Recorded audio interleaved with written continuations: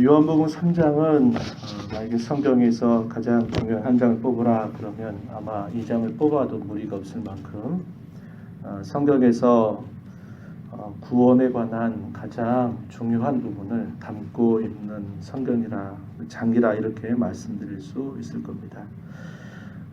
예수님께서 이 땅에 오신 진정한 목적이 무엇인지 그 부분에 대해서 아주 명료하고 분명하게 가르쳐 주는 부분이기 때문에 그렇습니다. 요한복음 2장 어제 읽었던 말씀 뒤에 보면요. 23절 이하에 한번 가서 보시죠.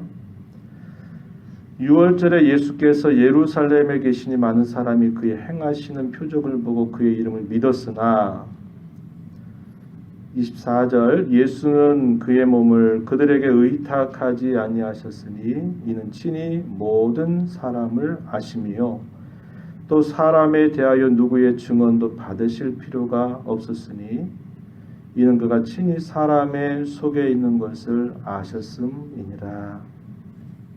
자, 친히 모든 사람을 아신다 그랬습니다. 그리고 사람에 대하여는 누구의 증언도 받으실 필요가 없었다. 왜냐? 예수님이 친히 사람의 속에 있는 것을 아시기 때문이다. 이렇게 표현했습니다.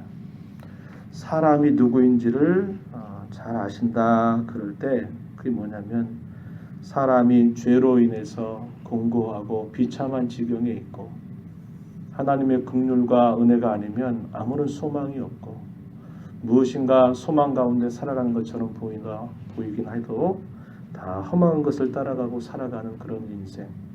죄 가운데 태어나다가 죄 가운데 살다가 그 죄값으로 죽어서 영원한 형벌을 받을 수밖에 없는 그 사람의 깊은 그 영적인 곤비함, 영적인 비참함 그런 상태에 대해서 사람조차도 알지 못하는 그 깊은 것들을 우리 주님은 아시기 때문에 친히 자신의 몸을 사람들에게 의탁하지 아니하셨다 이렇게 말씀합니다. 이 짧은 구절 속에 아주 깊은 의미들이 있다 이 말이죠. 자, 그러한 내용이 쭉 주어진 다음에 이제 니고데모와 예수님과의 대화가 등장합니다. 자, 니고데모는 그의 외형적인 형편으로는 아주 최고의 그런 덕망과 또 존귀함을 받을 만한 그런 위치에 있었던 사람이에요. 그는 바리새인입니다. 유대인들 가운데 아주 어쩌다 한 명 날까 말까 할 만큼 아주 종교적인 엘리트, 종교적인 열심, 열의를 가지고 있는 최고의 스승입니다. 그리고 그 사람은 또 유대인의 지도자다 이렇게 말했어요. 유대인들을 향해서 그는 그들을 이끌어갈 수 있는 지위에 있는 사람, 다르게는 사내들인의 공회원이라 이렇게 부르기도 하는 겁니다. 그만큼 그는 아주 하나님 말씀에 대한 열심이 있었던 인물이고 또 사회적으로는 아주 큰 지위와 명예와 또 역할을 감당하고 있는 사람이었다 이 말이죠. 소위 말해서 이스라엘 사람들로서는 남부러울 것이 하나도 없는 아주 최고의 그런 어떤 외형적인 모습을 가지고 있는 인물임을 이렇게 알려줍니다. 그런데 그의 속을 누가 알겠습니까? 아무도 모르죠. 저런 사람이 무슨 고민이 있겠는가 이렇게 아무도 생각하지 못할 것 같은데 이 사람이 어느 날 밤에 예수님에게 찾아와서 예수님에게 묻는 거예요. 예수님, 당신은 하나님께로부터 오신 선생님인 줄을 제가 압니다. 하나님께서 함께 하시기 때문에 당신께서 이 놀라운 이런 표적들을 행하시는 것을 제가 알 수 있습니다. 이런 말로 예수님에게 찾아옵니다. 자, 그가 예수님에게 했던 이 말의 내용만으로는 우리 같으면 그 사람이 왜 왔는지 뭘 이야기하고 싶은지를 알 수가 없는 거죠. 대뜸 어떤 사람이 찾아와서 말을 첫 마디 딱 꺼내는데 그 첫 마디 딱 듣고 그 사람이 뭘 말하고자 하는지를 다 꿰뚫어 볼 수 있다면 그게 뭐 사람이겠습니까? 그럴 수 없어요. 니고데모가 예수님에게 와서 건넸던 그 말은 예수님을 칭찬하려고 하는 말 같기도 하고 도대체 뭘 말하려고 하는지를 알 수 없어요. 그러나 우리 예수님은 아신다 이 말입니다. 그의 내면 깊은 곳을 꿰뚫어 보신다 이 말이죠. 사람의 속에 있는 것이 무엇인가를 증언받으실 필요 없이 더 잘 아시는 분이시다. 그래서 이 3장의 내용이 등장하기 이전에 2장 말미에 그 이야기를 하고 있는 것입니다. 그래서 예수님은 대뜸 문제의 본질로 들어가서 말씀하세요. 3절에 예수께서 말씀하시기를 아멘 아멘 내게 말한다. 진실로 진실로 내게 이른다. 이 표현이 요한복음에서 특히 많이 사용하십니다. 진실하다, 참이다, 참되다 하는 사실들을 강조하기 위해서 예수님은 진실로 진실로 내게 말한다. 아멘 아멘 내가 너에게 말한다. 이 표현을 사용하십니다.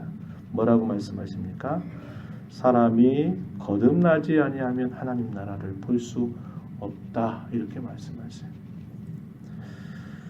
동문서답과 같은 말씀으로 읽을 수 있는 표현이죠. 대뜸 하시는 말씀이 무슨 말씀인가 싶은데 니고데모는 압니다. 그리고 예수님은 이미 정확하게 그의 심령을 꿰뚫어 보고 하시는 말씀이에요. 사람이 거듭난다, 다시 태어나지 않는다 하면 하나님 나라를 볼 수 없다. 이렇게 말씀을 하시는 겁니다. 이 거듭난다라는 것은 다시 태어난다라는 뜻도 있지만 또 어떤 뜻이 있냐면 위로부터 난다라는 뜻을 가진 말입니다. 그래서 이 두 가지의 의미가 있는데 니고데모는 어떤 뜻으로 이해했을까요? 사람이 다시 태어난다. 이 말을 그저 물리적으로 이 말을 이해해가지고 예수님 사람이 늙어서 죽게 됐다가 다시 그럼 어머니 모태에 들어갔다가 난다고 하시는 말씀입니까? 이렇게 물어요. 그랬더니 예수님이 또다시 말씀하시죠. 5절입니다. 아멘 아멘 내게 이른다. 사람이 물과 성령으로 나지 아니하면 하나님 나라에 들어갈 수 없다. 거듭난다라는 말 대신 똑같은 의미로 물과 성령으로 난다라는 말을 사용하셨어요. 위로부터 난다라는 것은 물과 성령으로 태어난다. 또 위로부터 난다 그랬을 때는 그것은 위로부터 주어지는 하나님의 선물이다라는 뜻도 되는 것입니다. 하나님 나라를 볼 수 없다 말씀하셨던 예수님은 5절에서 같은 표현으로 약간 표현을 바꾸세요. 하나님 나라에 들어갈 수 없다. 하나님 나라가 눈에 보일 수 있겠습니까? 우리 눈에 보이는 게 아니에요. 그러나 분명하게 그리스도와 함께 실제하는 나라입니다. 그런데 거듭나야 본다. 위로부터 다시 나야 본다. 물과 성령으로 다시 나야 그 나라를 볼 수도 있고 그 나라에 들어갈 수 있다. 예수님께서 이렇게 말씀하시면서 육으로 난 것은 육이요 영으로 난 것이 영이다 할 때 영으로 난 것 이게 성령으로 난 것을 뜻하는 말입니다. 성령으로 난 것이 영이다 이렇게 말씀하시면서 이러한 일들이 어떻게 나느냐 성령이라고 하는 말의 의미가 루악, 바람, 호흡이라고 하는 뜻이 있어요. 그래서 예수님은 성령이라고 하는 그런 이미지, 바람이라고 하는 이미지를 통해서 이 바람이 어디로부터 시작을 해서 어디로 왔다 어디로 가는지 알지 못하는 것처럼 바로 하나님 나라를 보고 하나님 나라 들어갈 수 있는 사람은 이렇게 성령의 은밀한 역사에 의해서 거듭난 사람이 볼 수 있고 들어갈 수 있다. 이렇게 예수님께서 말씀을 하시게 됩니다. 그러면서 민수기에 있었던 그 불뱀 사건 속에 모세가 하나님 앞에 기도해서 얻었던 처방, 노수로 뱀을 만들어서 그 뱀을 높은 장대 위에 걸어 메고는 자 물린 사람마다 다 그것을 보면 낫는다라고 했던 잘 알고 있는 구약의 그 유명한 이야기를 빗대어서 인자도 나도 이렇게 틀릴 것이다. 무슨 말입니까? 십자가 위에 달릴 것을 말씀하는 거죠. 그래서 그를 믿는 자마다 영생을 얻게 하려 함이라. 어떻게 이런 일이 되느냐? 구체적인 방도에 대해서는 바로 주님 자신이 들릴 것을 이야기하고 있는 것입니다. 그러면서 그 유명한 구절 요한복음 3장 16절 하나님이 세상을 이처럼 사랑하셨다. 독생자를 주셨다. 그 목적은 그를 믿는 자마다 멸망하지 않고 영생을 얻게 하시려고 그렇게 하셨다. 하나님이 단순히 그분의 입술로 그분의 말씀으로만 불쌍히 여기신 정도로 끝내신 게 아니고 그 불쌍히 여기시고 사랑하셨으니 그의 사랑하신 유일하신 아들을 보내주셔서 그를 죽음으로 달게 하신 그 사건을 통해서 하나님의 이 구원의 은혜, 하나님 나라를 보고 하나님 나라에 들어가서 살아가는 이 구원의 은혜를 주셨다, 이 사실을 말합니다. 그냥 사랑하신 거 아니고 그냥 불쌍히 여기신 거 아니고 하나님 자신이 이렇게 우리와 똑같은 사람으로 오셔서 우리가 짊어져야 될 모든 죄값을 짊어지게 하신 이 놀라운 이 사건을 통해서 이렇게 구원을 얻게 하셨다라고 예수님께서 말씀을 하시게 되는 겁니다. 자, 이런 구원의 이치를 쭉 말씀하셨던 그런 기록이 이제 표현되다가 22절 이하에 가서 보면요.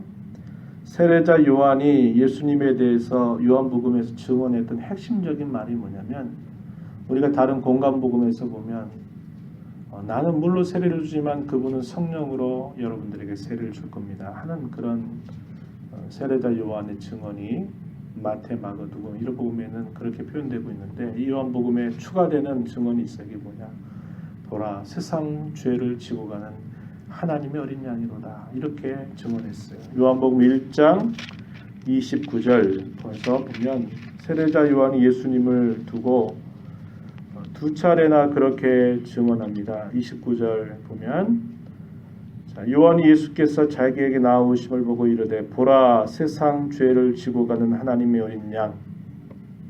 이것은 이스라엘의 대속죄 일에 드렸던 두 가지의 희생의 제사 중에 한 마리는 성막으로 들어가서 그 짐승의 피를 가지고 그 백성들의 죄를 속하는 제사를 드리고 또 한 마리는 소위 아사셀, 버려지는 염소 있죠? 버려짐. 백성들의 죄를 짊어지고 이제 사람이 더 이상 돌아올 수 없는 무인지경으로 그 염소를 보내서 그 염소가 산원빙수의 밥이 되게 하는 겁니다. 그래서 한 마리는 동쪽으로 통해서 동편으로 들어가고 또 한 마리는 서편으로 들어가서 잘하는 말씀, 동이 서에서 먹은 것처럼 우리의 죄가를 멀리 옮기셨다 하셨던 그 일을 우리에게 영상하게 해주는 그런 부분으로 예수님을 세상 죄를 지고 간 양이라 이렇게 말하고 36절에서도 1장 36절에서도 보라 하나님의 어린 양이다 이렇게 세례자 요한이 증언했는데 오늘 본문 3장 22절 이하에 보면 세례자 요한이 옥에 갇히기 전에 마지막으로 예수님에 대한 증언의 말씀이 표현되고 있는데요. 자, 세례자 요한도 자기에게 주어진 임무를 따라서 계속 물로 회개 세례를 베풀고 예수님께서도 공적인 생애를 시작하시면서 이제 예수님도 그에게 나오는 자들에게 세례를 베푸시는 겁니다. 근데 이 요한의 제자가 말하는 거예요.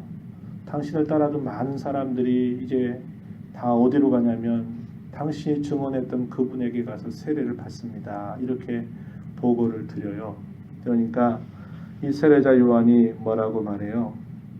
어떻게 보면 괜히 시기가 될 수 있고 뭔가 경쟁심을 부추기는 말처럼 들릴 수 있는 표현인데 이 세례자 요한이 뭐라고 말해요? 28절에 내가 말한 바 나는 그리스도가 아니요 그의 앞에 보내심을 받은 자라고 한 것을 증언할 자가 바로 너희가 아니냐 너희다 이렇게 말하죠. 29절에 신부를 취하는 자는 신랑이지만은 서서 신랑의 음성을 듣는 친구가 그 결혼하고 혼인하고 있는 것을 크게 기뻐하는 것처럼 나는 이러한 기쁨으로 충만하다. 내가 내 사는 생애 속에 그분 성령으로 세례를 주는 그분에 대해서 내가 소개하고 그분께로 가도록 인도하는 일들을 내가 할 수 있다면 이것은 나에게 충만한 기쁨이다. 나는 이런 기쁨으로 나는 살고 있다. 이렇게 말하는 거예요. 그러면서 유명한 말씀하죠. 30절에 뭐라고 말합니까? 그분은 흥하여야 하겠고 나는 쇠하여야 하리라. 이렇게 말해요. 내가 쇠함으로 그분이 흥할 수만 있다면 나는 이것이 내 인생의 가장 큰 기쁨이고 즐거움이다. 이렇게 말하는 거죠.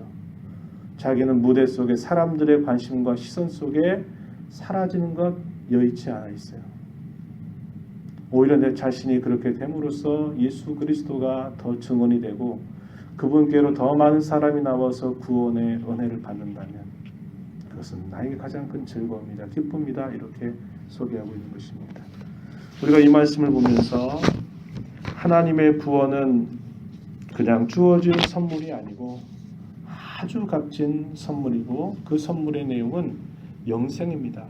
하나님 나라를 볼 수 있고 들어가는 것이고 그 은혜를 이렇게 값없이 받은 것임을 우리는 기억해야 되죠.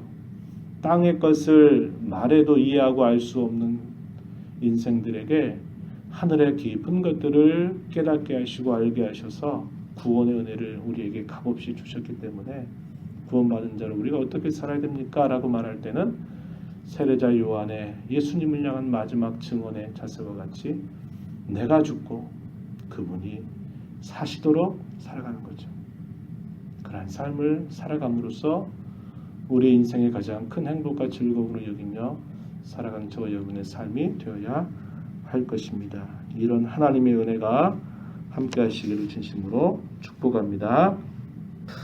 하나님 아버지 감사합니다. 이 새벽 시간에도 저희들을 인도하셔서 주 앞에 서게 하시고 한 목소리로 주의 말씀을 읽고 그 말씀에 교훈을 나누게 하시고 또 그 말씀을 통해 이미도 우리에게 허락하신 이 구원의 은혜가 얼마나 귀하고 얼마나 값지고 얼마나 큰 것인지 우리가 깨달아서 이 땅 일조차도 알지 못하는 그러한 참으로 부족하고 허물 많은 저희들인데 하늘의 놀라운 그러한 은혜를 이렇게 알고 믿고 섬기게 하시니 이 은혜가 참으로 얼마나 크고 귀한지를 발견하게 됩니다.